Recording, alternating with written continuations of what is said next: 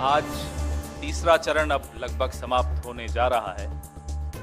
93 सीटों पर आज चुनाव हो रहा है और पिछले 2 चरणों में जो हाव भाव आपने देखे, हम सब ने देखे, पूरे विश्व ने देखे, देख के शर्मिंदगी भी हुई कि इतने बड़े लोकतंत्र के प्रधानमंत्री किस तरह की बातें कर रहे हैं, क्या जबान का इस्तेमाल कर रहे हैं। हार जीत सबने देखी है, हम सबने भी देखी है, लेकिन हारते वक्त अपना संतुलन खो देना, ये इस देश ने कभी नहीं देखा। देश के प्रधानमंत्री को कभी संतुलन खोते हुए नहीं देखा, ये पहली बार देख रहे हैं। अफसोस होता है देखकर। हमारे राष्ट्रीय अध्यक्ष मल्लिकार्जुन खड़गे जी ने आज एक पत्र भी लिखा, इंडिया गठबंधन के तमाम दलों को के मन में संशय और सवाल, पूरे देश के मन में, हर वोटर के मन में एक सवाल है जो चुनाव आयोग से पूछा गया, हम सब ने पूछा कि पहले और द्वितीय चरण की पोलिंग परसेंटेज के आंकड़े जारी करने में आपने इतना विलंब लगाया, उसमें जो अंतर आया उस पर अभी कोई जवाब किसी को मिला नहीं है। आपने देखा कि अभी तीसरे चरण के पहले बड़े पारिवारिक माहौल में प्रधानमंत्री इंटरव्यू दे रहे हैं, मोदी का परिवार, वैसे वाले इंटरव्यू जिसमें आम, गुठली, पॉकेट मनी, टॉनिक, ऐसी चर्चा होती है जिसमें कोई साहब से सवाल पूछने की जरूरत नहीं करता। साहब कितने महान हैं ये बताने की एक प्रयास पूरा परिवार मिलकर कर रहा होता है।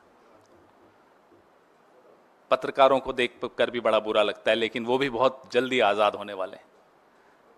उनकी स्वतंत्रता का 4 जून को वो भी स्वतंत्रता दिवस मनाएंगे।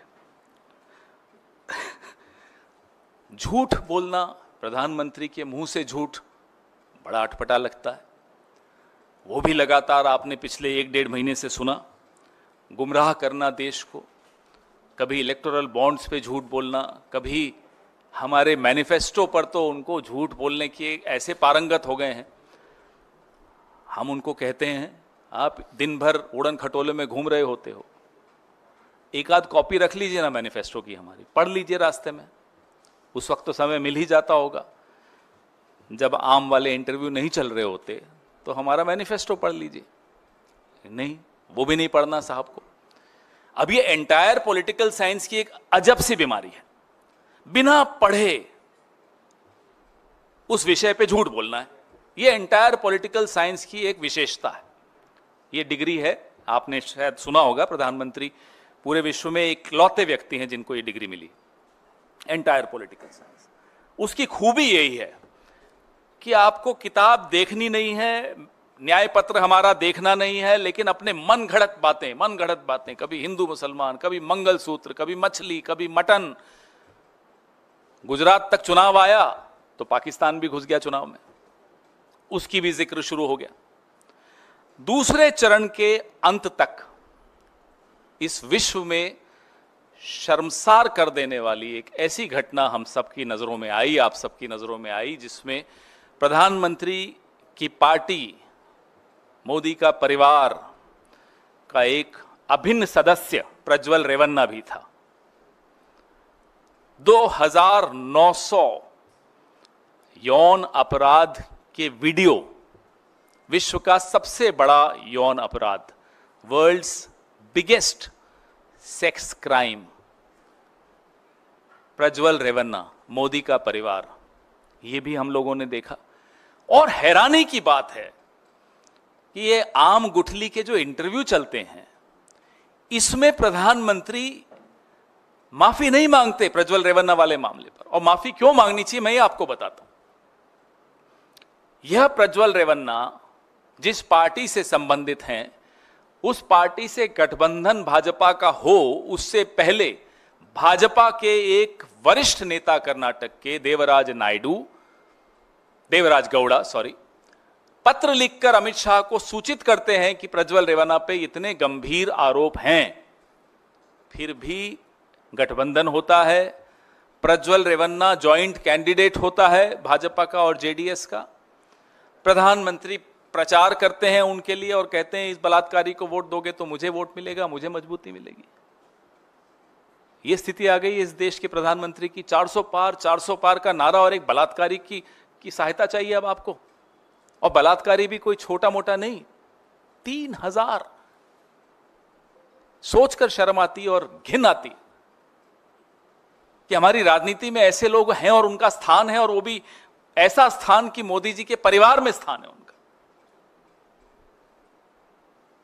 रूह कांप जाती है कि जिस देश के राजा को इसमें कोई खामी नहीं नजर आती, प्रज्वल रेवन्ना से हाथ मिलाने में कोई खामी नहीं नजर आती, उसके लिए प्रचार करने में कोई खामी नहीं नजर आती, उस राजा की प्रजा में महिलाएं सुरक्षित कैसे रह सकती हैं, मुझे यह बताइए आप।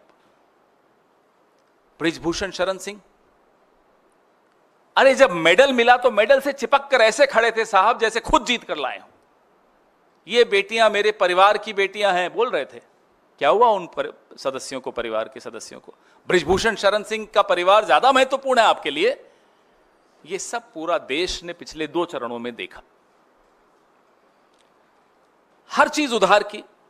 जब ये सरकार बना रहे थे तो जो योजनाएं थी वो यूपीए से ली, नाम बदल दिए। वो नल जल योजना हो, वो स्वच्छ भारत योजना हो, तमाम योजनाओं में सिर्फ नामकरण संस्कार किया। योजनाएं यूपीए की उधार में ली। 10 साल हो गए, अब नेता भी हमसे उधार ले रहे हैं, प्रवक्ता भी हमसे उधार ले रहे हैं, नैरेटिव भी हमसे उधार ले रहे हैं, एजेंडा भी हमसे उधार ले रहे हैं। तो साहब 10 साल आप कर क्या रहे थे जब ना एजेंडा आपका, ना नैरेटिव आपका, ना नेता आपका है क्या है आपका? आप किसी को वॉशिंग मशीन दिखाकर लालच दो, डराओ, उसको अपनी पार्टी में ले जाओ, फिर उससे कुछ कहलवाओ, मन घड़त बातें कहलवाओ, और फिर उन मन घड़त बातों का सहारा लेकर प्रचार करो। ये 10 साल में आपने कमाया है। शर्म आनी चाहिए इन 10 सालों के आपके राज को। आपने क्या अर्जित किया इन 10 सालों में कि आपके पास अपना मुद्दा नहीं है, अपने नेता नहीं है, अपना एजेंडा नहीं है, अपना नैरेटिव नहीं है क्या आपका? क्यों जनता आपको वोट दे? ये बात साहब समझ चुके हैं, ये बात उन्हें भी समझ में आ रही है। इसीलिए रोज जहां प्रचार करते हैं वहां जाकर नया झूठ, नया झूठ, नया झूठ। आज जो 400 पार कर रहे थे, अब 150 पार भी हो जाएं तो बहुत बड़ी बात मानी जाएगी। ये वो भी समझते हैं। लोगों को एक भरोसा राहुल गांधी की बातों पर हो रहा है, और वो भरोसा कोई मुफ्त में नहीं मिला है। उसके लिए मेहनत की है राहुल गांधी ने, पसीना बहाया है। 4000 किलोमीटर पैदल चले, 6000 किलोमीटर दूसरी यात्रा की, 10-11 हजार किलोमीटर इस देश में, इस देश का चप्पा चप्पा घूमे, देश का विश्वास जीता। अब अगर राहुल गांधी न्याय की बात करते हैं तो ये कितना ही एजेंडा को डिरेल करने की कोशिश कर ले, मोदी जी नए नए थ्योरीज लेकर आ जाएं, झूठ बोलें, जो भी करें, लोगों को अब न्याय की बात पर भरोसा है। उस बात को अब मोदी जी की कोई डिस्ट्रैक्शन, कोई झूठ, उस बात से अब लोगों का विश्वास नहीं तोड़ सकता। इस बात का भी अफसोस नरेंद्र मोदी जी को बहुत ज्यादा है। अब आप बताइए, जो 400 पार का कॉन्फिडेंस जिसमें हो, क्या वो गांधीनगर जैसी सीट, मैं एक उदाहरण दे रहा हूं एक सीट का, सूरत और इंदौर का भी उदाहरण दूंगा। गांधीनगर जैसी सीट, गृह मंत्री खुद वहां से उम्मीदवार हैं। हम खुद मान लेते हैं एक बार के लिए कि साहब वो सीट आप जीतेंगे। हमारे सर्वे में भी आप जीत रहे हैं, आपके सर्वे में भी आप जीत रहे होंगे। ये एक सेफ सीट मान लें बीजेपी की। वहां आपको क्या जरूरत आन पड़ी कि 16 लोगों को आपने डरा धमका के नाम वापस करवाया? क्या आवश्यकता थी बताइए? एक तो ऐसा व्यक्ति है वहां जिसको, जितेंद्र चौहान, जो खुद कह रहा है आकर कि साहब मेरे को जान मेरी जा सकती है, मुझे यह भी धमकी मिल रही है।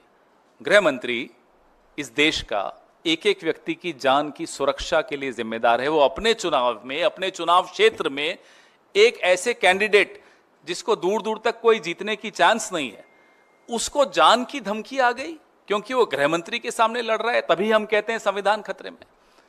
सूरत को देखकर हम कहते हैं संविधान खतरे में, इंदौर को देखकर हम कहते हैं संविधान खतरे में है।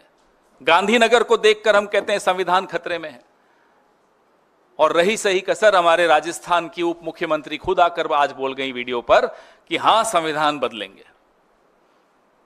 राजस्थान से ज्योति मिर्धा बोल चुकी हैं, दिया कुमारी जी बोल चुकी हैं, उत्तर प्रदेश से अरुण गोविल जी बोल चुके हैं, अनंत हेगड़े जी बोल चुके हैं। अब और कितना लोगों से कहलवाना है आपको? वाकई संविधान पर इनकी नजर खराब है, नीयत खराब है, ये बदलने के लिए आतुर हैं। जब 272 पे सरकार बन सकती है तो 400 की आवश्यकता क्यों है? ये सवाल आप अपने आप से पूछिए, इनसे पूछिए। इनसे तो आप क्या पूछेंगे? आम गुठली के इंटरव्यू होते हैं यहां तो और कोई सवाल होते ही नहीं है गंभीर। और साहब को भी ऐसे सवाल बड़े पसंद आते हैं, इसलिए इनसे तो आप नहीं पूछ पाएंगे। तो अब जब आज आपने दिया कुमारी जी की बात सुन ली, सबकी सुन ली, तो एक बार हम फिर ये दोहराते हैं कि संविधान वाकई खतरे में है, संविधान बहाना है, आरक्षण पे असली निशाना है। नमस्कार, दुनिया दी बेहतरीन cath lab white medical college and hospital बुंगल से एस्टैब्लिश हो गई है। सीधा व्हाइट मेडिकल कॉलेज आओ, इलाज कराओ, सलारिया तोड़ा प्रात तोड़े दुख से हाजिर है। धन्यवाद।